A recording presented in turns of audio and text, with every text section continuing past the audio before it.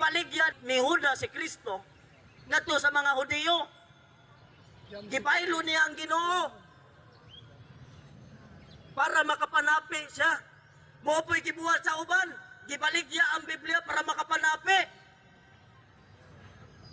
Ang Katoliko mo'y nagmugna sa Biblia, naningkamot nga mahimo ang Biblia, naningkamot nga mabuo ang Biblia. Unya gamiton ras mga nagbasag Biblia, ilalong paliti unom ka bulan, aron sa pagpanapi sa mga tao nga inosenteng Katoliko.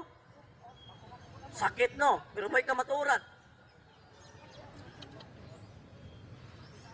Sakit yun ang kamaturan, mga kaigsunan.